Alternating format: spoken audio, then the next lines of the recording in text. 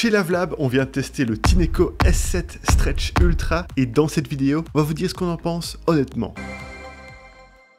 Et si ce produit vous intéresse, sachez qu'on a mis son lien avec son meilleur prix juste en dessous de la vidéo. Cet aspirateur à laveur est assez lourd avec son poids de 4,5 kg. Heureusement, il reste facile à manier grâce à l'autotraction des roues vers l'avant et vers l'arrière. Sa tête s'oriente également bien en fonction des mouvements que l'on fait. Il peut être couché à 180 degrés pour passer sous les meubles bas, mais sa tête de brosse n'est pas aussi fine qu'elle pourrait être en raison du bouchon du réservoir d'eau propre qui est surélevé. Le corps de l'appareil en lui-même mesure 13 cm quand il est ainsi couché à plat. Le réservoir d'eau propre est présent sur la tête de l'aspirateur et il a une capacité de 1 litre. Le collecteur d'eau sale se situe quant à lui à l'avant et peut contenir jusqu'à 0,7 litres. Un panier y est présent afin de séparer les éléments solides des liquides. Le rouleau de nettoyage mesure 25 cm de long et peut s'enlever par le côté pour l'entretenir. Ses bords font moins de 5 mm d'épaisseur, ce qui permet d'aspirer au plus près des plaintes. Il y a 4 boutons situés au niveau de la poignée, celui d'allumage, celui de changement de mode, celui de lancement de l'auto-nettoyage et celui à l'arrière permettant de sélectionner la langue et le volume et d'activer le Wi-Fi. Du côté de l'interface, l'écran coloré affiche le mode utilisé, le niveau de batterie en %, d'éventuels messages d'erreur, le niveau de saleté au sol via un code couleur et l'indicateur Wi-Fi. Il est aussi possible de mettre cet aspirateur en pause en le plaçant en mode parking. Pour faciliter l'entretien, la station de nettoyage se charge de laver le rouleau de l'aspirateur lorsqu'on active l'auto-nettoyage. Dans ce cas, il y a d'abord un nettoyage à l'eau chaude, puis un séchage à air chaud à 85 degrés. Le processus a duré 8 minutes et 43 secondes durant notre test. Après ça, le rouleau est sorti bien nettoyé, mais il était encore légèrement humide et coloré. Comme autre entretien nécessaire, il faut nettoyer le réservoir d'eau sale, remplir le réservoir d'eau propre et vérifier l'état du filtre et de la tête de brosse qui accueille le rouleau.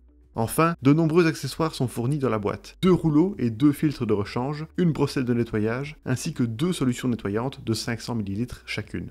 Voilà pour le design et l'entretien. Passons maintenant à nos tests de performance. De base, le S7 Stretch Ultra a 3 modes de fonctionnement, auto, max et aspiration. L'auto varie la puissance d'aspiration selon le degré de saleté détecté au sol. Il a bien fonctionné durant nos tests. Le mode max augmente la puissance au maximum et le mode aspiration sert à absorber les liquides. Il a d'ailleurs été efficace pour éliminer rapidement du lait renversé à terre. En plus de ces 3 modes, il est possible d'ajouter un mode personnalisé à l'aide de l'application Tineco Live. Cette appli indique le pourcentage de batterie restant, permet de modifier la puissance d'aspiration des modes et le taux d'humidité, d'ajuster le mode personnalisé et de sélectionner des paramètres vocaux. Elle est aussi censée afficher l'historique des utilisations, mais ça n'a pas fonctionné durant nos essais. Bref, elle est loin d'être indispensable.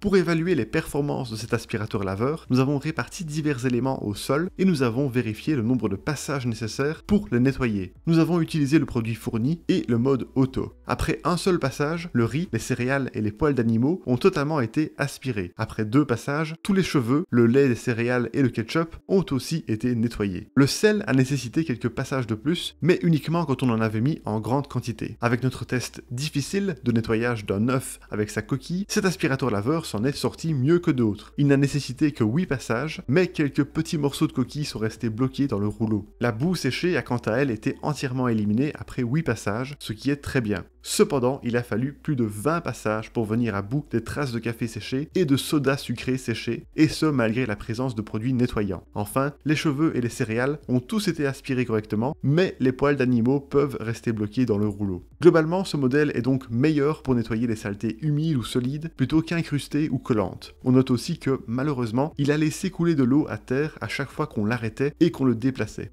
Passons maintenant à nos tests de niveau sonore, à 50 cm pendant l'utilisation et à 1 mètre durant l'auto-nettoyage et le séchage du rouleau. Avec le mode auto et le mode aspiration, il a émis 67 décibels, avec le mode max, 69 décibels, pendant l'auto-nettoyage, il a émis entre 50 et 71 décibels, et pendant le séchage des rouleaux, il a émis 72 décibels. À l'utilisation, nous avons trouvé le bruit tout à fait correct et non dérangeant. Face à la moyenne du marché, il s'en sort même bien. L'auto-nettoyage est correct dans l'ensemble, par contre, le séchage est assez bruyant et il émet un type de bruit dérangeant. Nous vous déconseillons de rester dans la même pièce pendant cette étape.